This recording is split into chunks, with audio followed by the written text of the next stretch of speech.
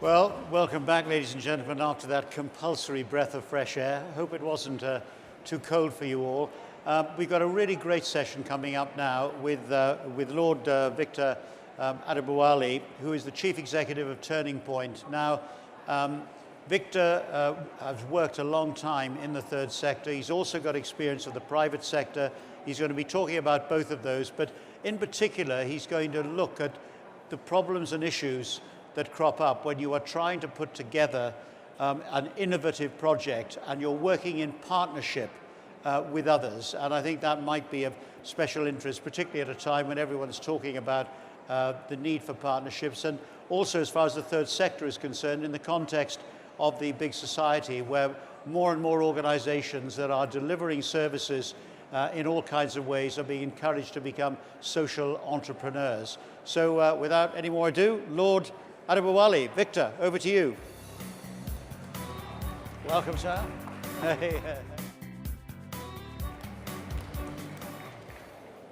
Right. Hello. Good morning, good afternoon, everybody. I am, I think, competing with quite a bit of background noise. So I've got this habit of walking around. So I need to get some things out of the way before I start talking to you about the not-for-profit sector, Turning Point, all that kind of stuff. The first thing to get out of the way is what you call me, because I know that some people worry about that. They think, he's a lord, what do I call him? All right, so let me just sort this out. I'm amongst friends, you know, I'm amongst people that I know, love and care for me, so that you can call me Lord Victor Adebowale, CBE. Actually, I should tell you a couple of things before we get out, because there's so much kind of concern about how members of the House of Lords travel. I should just tell you that I got here on public transport.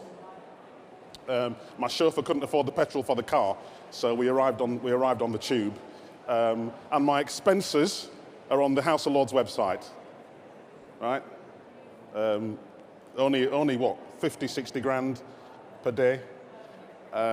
So what I'm going to do, I'm going to talk to you a bit about, I suppose I'll talk to you a bit about me, a bit about Turning Point, a bit about this thing called not-for-profit, third sector, charity, and I guess we could talk about innovation, but I guess, let me start there actually, because I think one of the problems I have with innovation is that people think it's about newness, doing things new, right? Which implies that everything that has gone before somehow isn't cool and sexy. And I'll tell you this, when I was Chief Executive Centrepoint, one of the things that used to absolutely drive me crazy is that you could never get money for the stuff that you're doing now. It had to be new, and people would say, is it innovative, right? Is it innovative? So let me tell you the truth about innovation first. Actually, the word innovation is Latin. I think it's the word innovare. I think it was used round about the 1500s or before. It became this thing about new. It actually means to renew, right? To renew. And why is that relevant to the NHS? Well, the history of the NHS, in case you don't know, actually started with organisations like mine, actually. It wasn't started in government, it was started out there in the community.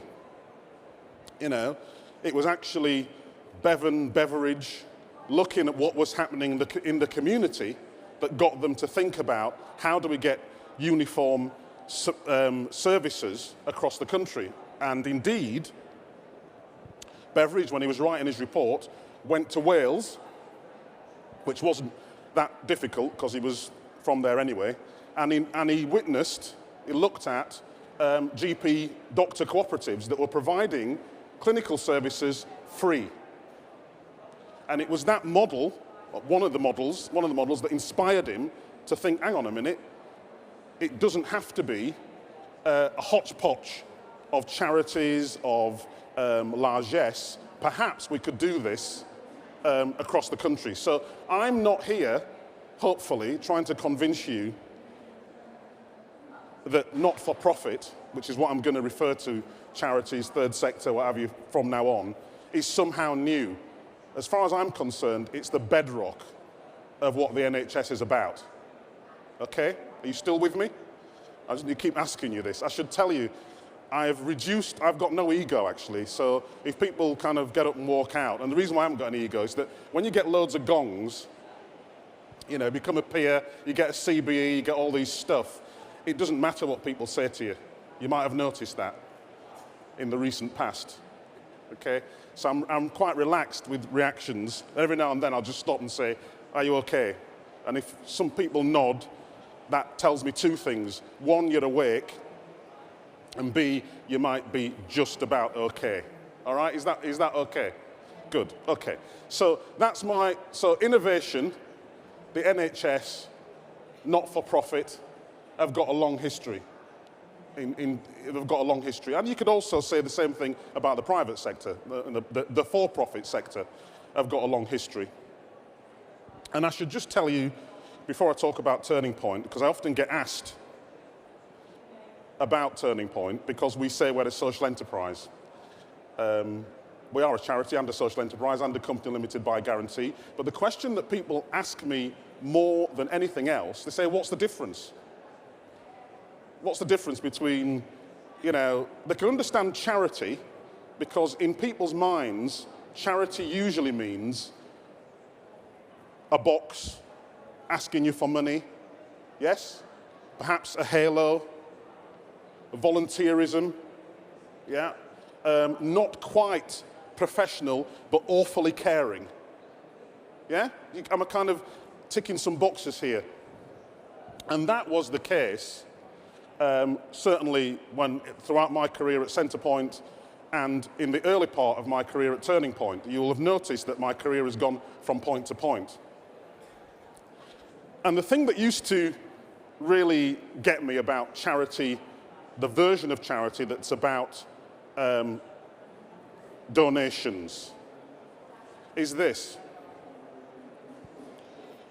Before I worked at Centrepoint, I worked for the Alcohol Recovery Project. Before I worked for the Alcohol Recovery Project, I worked for a housing association. Before I worked for a housing association, I worked for local authorities. And before that, I spent some time working as a salesman, actually, Dixon's J&J Promotions. So I know something about the private sector.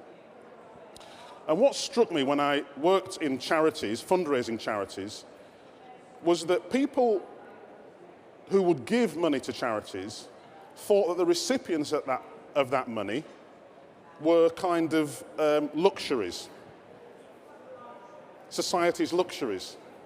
Homeless young people on the streets of London, reliant for services and for a roof over their head on whether you or someone else puts some money in a tin. There's nothing wrong with that, but the more I thought about it, the more I thought about the fact that actually this isn't a luxury for society. It's actually a public service. So when I moved to Turning Point, I was determined to do two things. One, produce a business model that was not dependent on fundraising. And two, insist that what we did was a public service, a service to the public and not a luxury.